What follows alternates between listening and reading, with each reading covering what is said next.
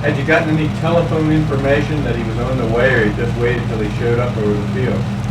I think we just waited at I see it's pretty clear. Look at that. yeah, it was, there was just some scattered clouds. Were there any other planes in the area to more or less escort him, or did everyone No, stay on the I don't ground? think so. I think he was the only one.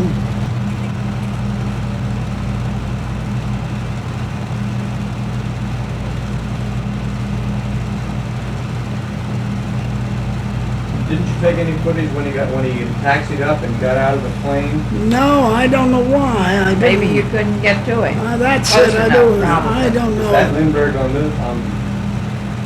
on the left there? I don't know. I can't. It's very hard to see. Now Here. there's the prominent character in Wilmington Who is called that? Neville's Middleton. He was a sort of a retarded chap that was always present at any big affairs. He always led the parade, and he was Neville's Middleton? Neville's Middleton. He was always known as Neville's, and here he was leading the parade here.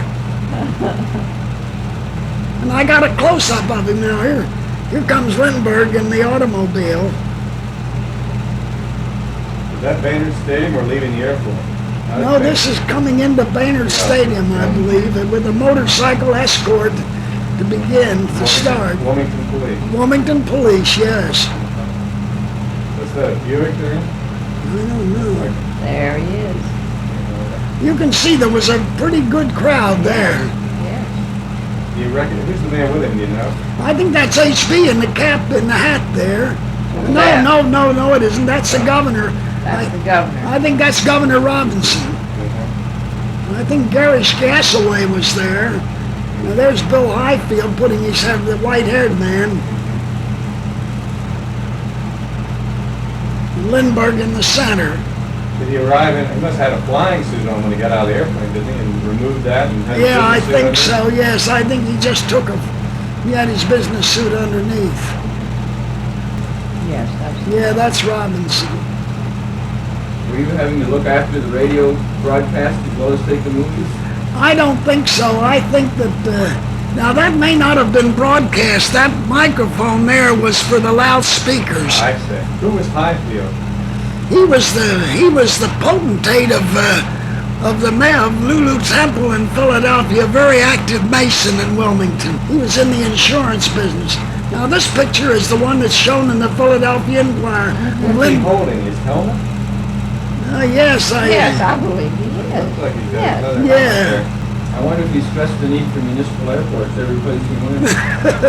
it could be. No train went by during all this, did it? In the track right in back there? Yeah, I don't recollect any.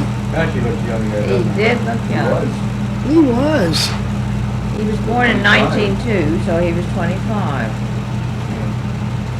How long did he talk, brother?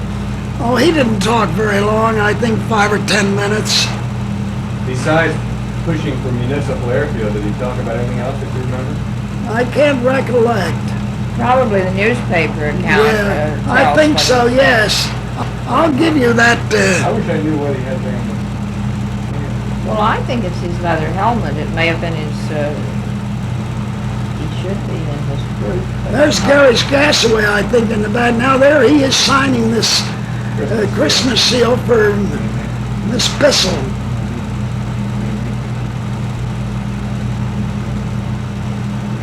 No, he's putting his suit, putting his coat on, yeah.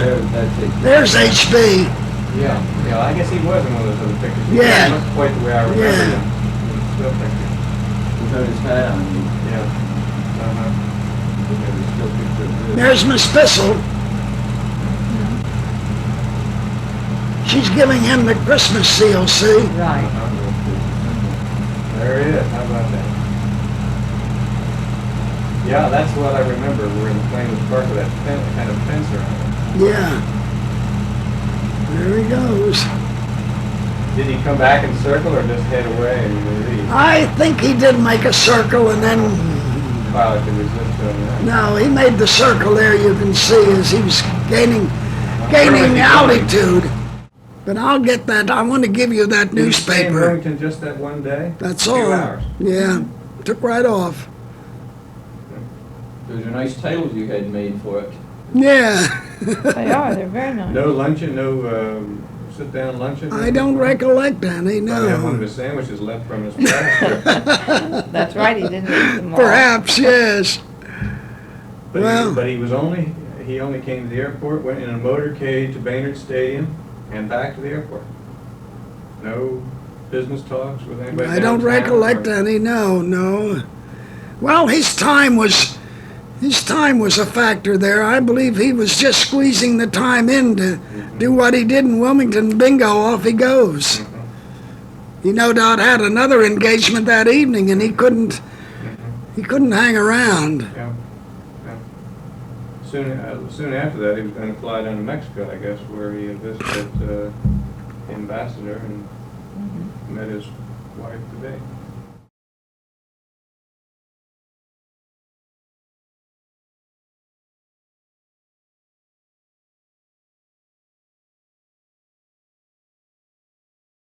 How did all this idea of Lindbergh coming to Wilmington start, as far as you know? Were you in on that from the beginning? Well, yes, I must have been. I must have been aware of the arrangements, and being that I was interested in taking amateur movies, I figured it was an event Something that you wanted to capture. I wanted to capture the event, so that's why.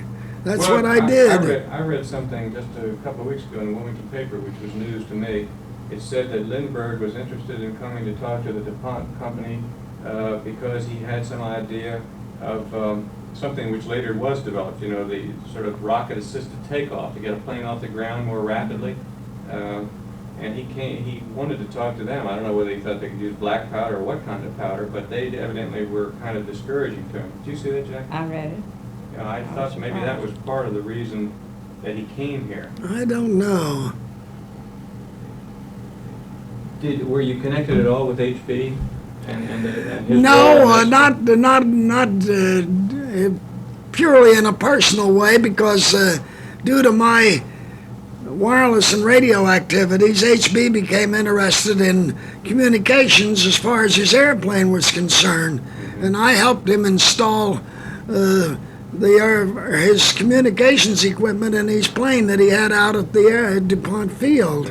I remember in those days that I helped him on that to get his radio equipment. Voice transmission or just No, they had voice transmission, I think, at that time. Yes, that was back in the transition from wireless to radio, so it was voice. But whom could he talk to? He's flying around Delaware in his plane in those early years.